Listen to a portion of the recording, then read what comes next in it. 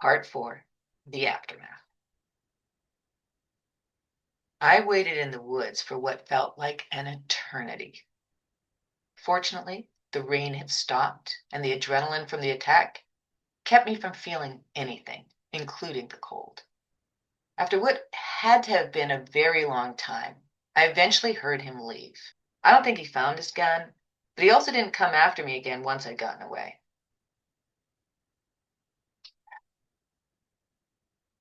Once I was sure he was gone, I made my way back to I-79 and started walking south towards Morgantown.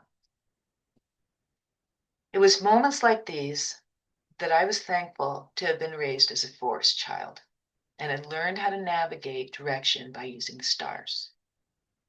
I had no idea what time it was by that point, and there had been no traffic on the highway at all when I first found the interstate.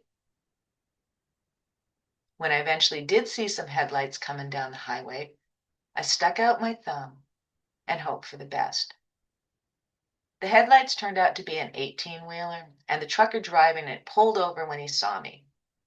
I ran to the truck and told him that I'd gotten lost and needed a ride back to Morgantown. He said that he'd been planning to stop for something to eat in Morgantown anyway, so we went to a 24-hour diner on the outskirts of town. I had a cup of coffee with him and told him the entire story. He looked sad, but not surprised, and told me that I reminded him of his niece. He told me that he was sorry that that had happened to me, but also was glad that I was able to get away. After he paid the bill, he gave me a ride back to my place and waited until I was safely inside my basement suite before he left. It was about 4:30 a.m. by the time I got home, but I wasn't able to sleep, what with the caffeine from the coffee and the horror of what had just happened to me. I went to that police station for help. I was just looking for directions home. I didn't ask for a ride. I didn't ask for anything except directions. And I'd done nothing wrong. I wasn't a prostitute. I wasn't a criminal of any sort. Truth be told, I wasn't even a little slut that he kept calling me. Not that being a slut is an invitation to get raped.